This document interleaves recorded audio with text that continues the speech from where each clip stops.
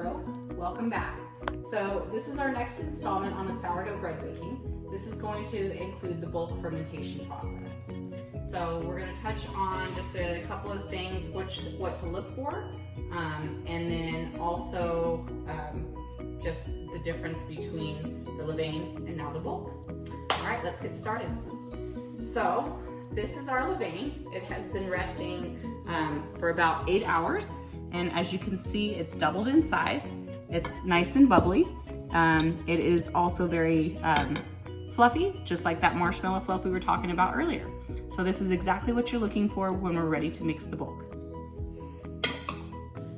Okay, so when you mix the bulk, it's just that. You're just adding more flour, more water, but in this step, you're also adding an inclusion.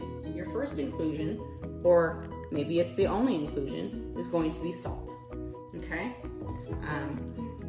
We'll talk more on another installment to add inclusions to your bulk fermentation to incorporate into your sourdough later on in another video.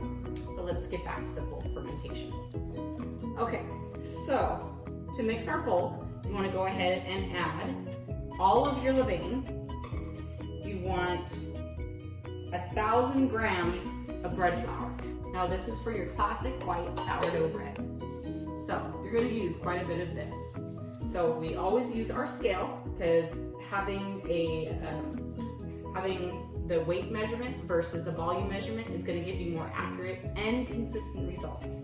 So we're going to go ahead and turn this on and make sure it's at 0. It's at 0, and now I want to go ahead and add 1,000 grams of bread flour.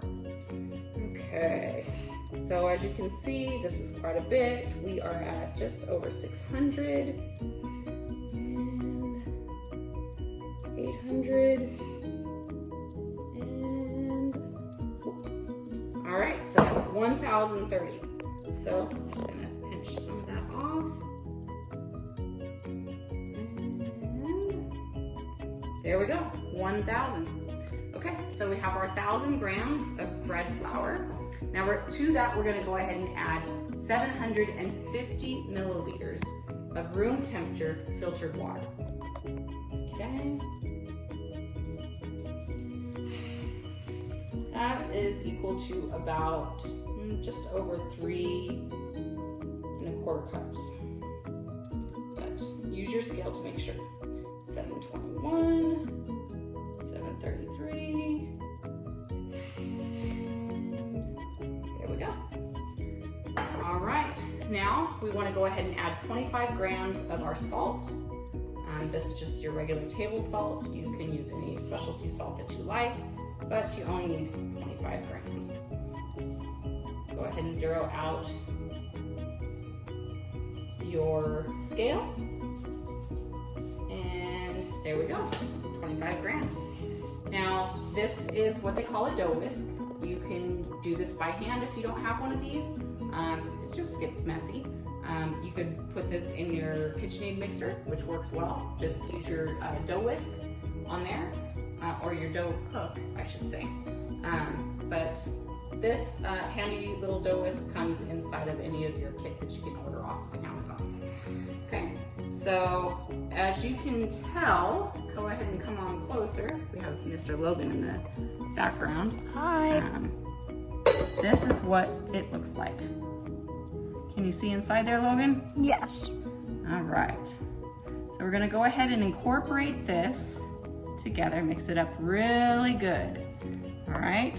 You wanna make sure that you mix it well so you don't have any clumps, because one thing that you don't want is clumpy dough or to have chunks inside your bread. Let's see, do I have any tips?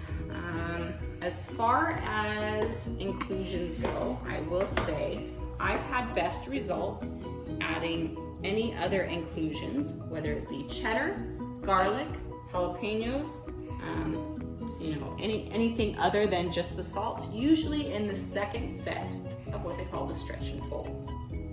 So, okay, as we can tell, this is looking pretty rough, right? But in about 1 hour, this is all gonna smooth out, kind of like what you saw earlier, okay? So make sure you incorporate all the flour, get all the way down. That way, you're not chasing any chunks later on during the stretch and folds, okay? All right, guys, so we are back 1 hour after we mixed our first bulk. So now we're gonna be on our first set of stretch and folds. You can use your handy dandy dough whisk, or you can do this by hand, and I'll show you both ways. One thing that you wanna make sure that you're looking for is the texture. And each time that you do these sets of stretch and folds, you'll be able to stretch and fold it a lot further than you did the first time, okay? So I want you to go ahead and take a look. The dough is still pretty rough looking, but not nearly as rough as it was the first time we mixed. And that is a stretch. Okay, you're gonna fold it over itself, rotate the bowl, and we're gonna go ahead and grab it from this side. You're just folding it over itself, stretching that gluten structure. And then what's gonna happen is you're creating those air pockets, those gases and stuff from the lactic acid bacteria will go ahead and start feeding. And that's what's gonna help this dough rise. We're gonna turn it again and do it. So it's almost like you have a window pane, 4 sides. Okay?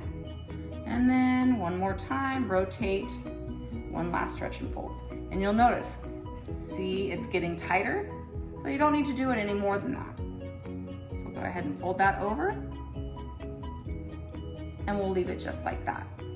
Now for the next set of stretch and folds, I'll go ahead and use the dough whisk. That way you guys can see the difference between just using your hands, or if you want to use your dough whisk. We'll be right back. Okay guys, so now we're on our second set of stretch and folds. So we're gonna take our damp towel off. And like I said the last time, I wanna make sure that you guys know that you can do it by hand, or you can go ahead and use your dough whisk. So we're just gonna go ahead and put the dough whisk just underneath that dough and stretch it out. See how nice and smooth this dough is getting, right? You're just gonna lay it over itself, okay? Turn and repeat. And we're gonna do this to each side, and you'll know when too much is enough, because you can actually start to see the dough tear, and you don't want that.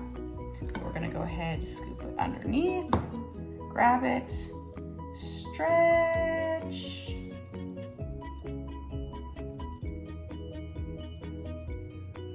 and fold, okay? Ooh.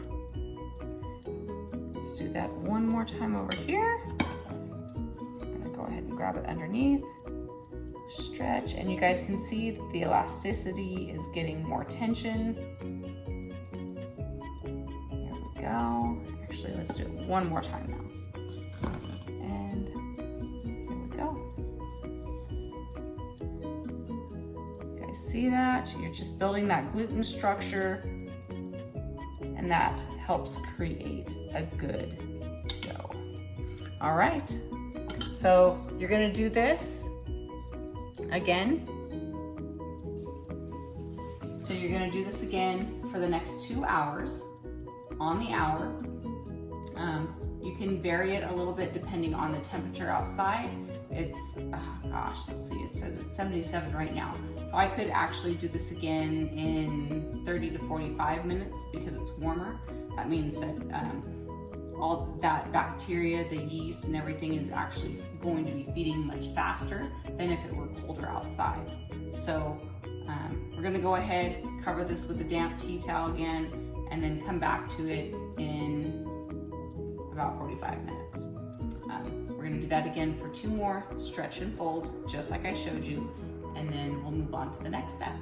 We'll see you then. Don't forget to like, subscribe, and turn on those notification bells so you don't miss upcoming videos. And if you have any comments or questions,